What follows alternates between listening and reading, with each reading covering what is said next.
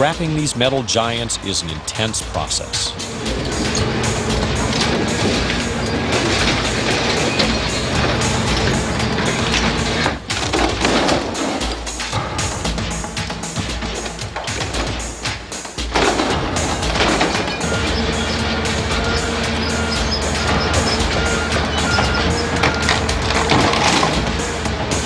After the engines and all valuable components have been removed, the gutted fuselage is transferred to the scrappers area for the final phase.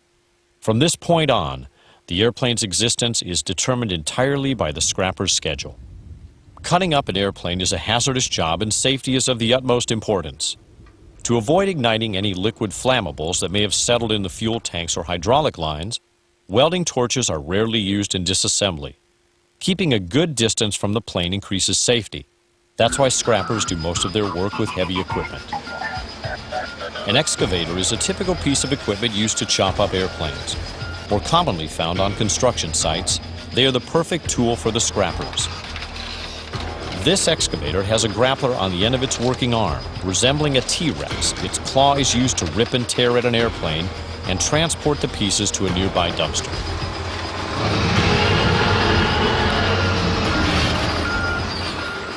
Jim Schwartzhoff is an excavator operator who specializes in scrapping aircraft. It's a job, you know. And every scrapper has a favorite part of their job. I like cutting. And the machine Jim likes to cut with is this hydraulic excavator. It has a rotating head equipped with a 27-inch shear that produces nearly 700 tons of cutting pressure.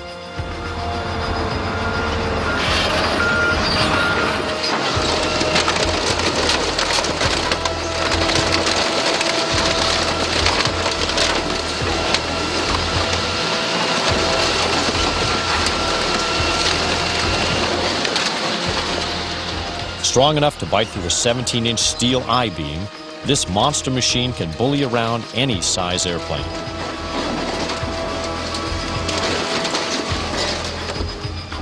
It rips. It tears. It crushes.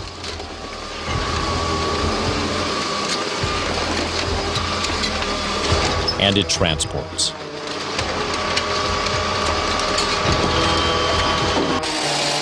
But when the scrappers do need to get up close, they bring in the heavy-duty saws.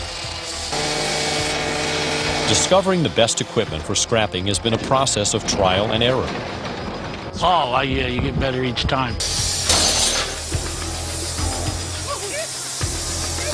In the early days of scrapping aircraft, they started out with skill saws with metal cutting blades. Then they got into torches, which is fine, but you don't cut aluminum, you melt it, takes a lot of time. And they got the gas saws in. They look like a big giant chainsaw with a grinding wheel on it, cutting disc. Eventually they got into using heavy equipment with like a 225 cat with a 40R shear, which is like a big set of scissors to cut it up. And then you've cut the time down from normally where it would take 3-4 weeks just to cut a plane up. You can cut a plane up in about 2 days, pack it in boxes, and move it off the premises. David Kramer is the president of Alameda Metals, an aircraft recycling center based in Lancaster, California. He operates one of the scrapping yards at Mojave Airport, where airplanes are dismantled for their reusable metals.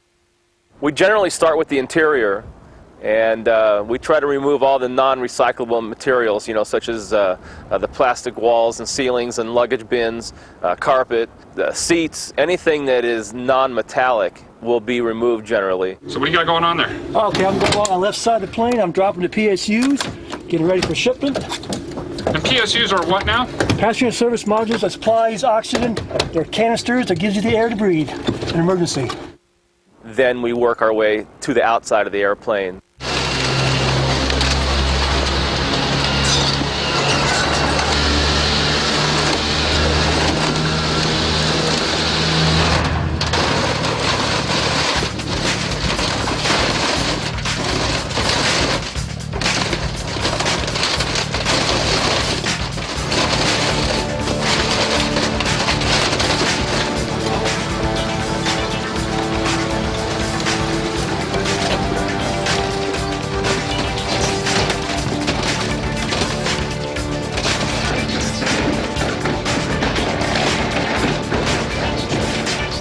because the wings are bulky, we'll generally cut the wings off first, then just continue to cut. We'll usually cut the cockpit off next, and just work our way back down on the plane.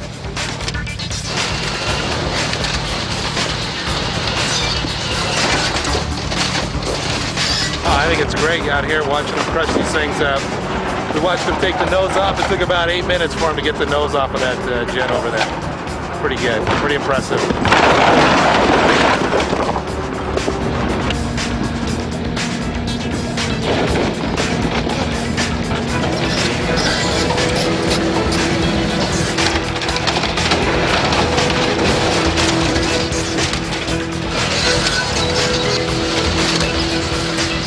The flow of aircraft, it varies per make and model. If we have smaller narrow-body aircraft, we're able to process those aircraft typically within a week or less. The larger aircraft, such as L-1011s or 747s, the wide-body aircraft, they can take up to 3 weeks to process. The wide-body aircraft are obviously much bigger, harder to deal with, and the interiors are more complicated. They have a lot more material that we need to remove.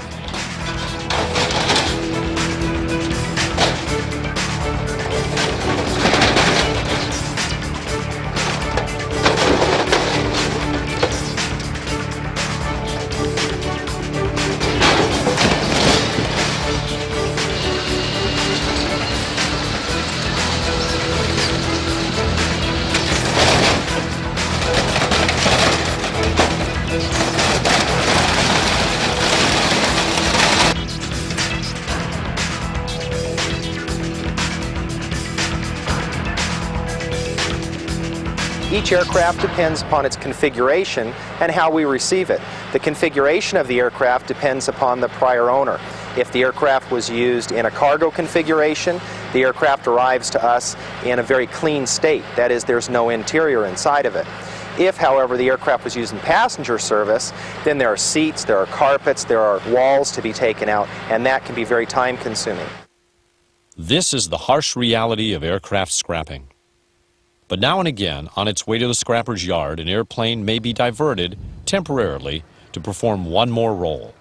Since airplanes have always captured our imagination, it's no surprise that they would be a big hit on the silver screen.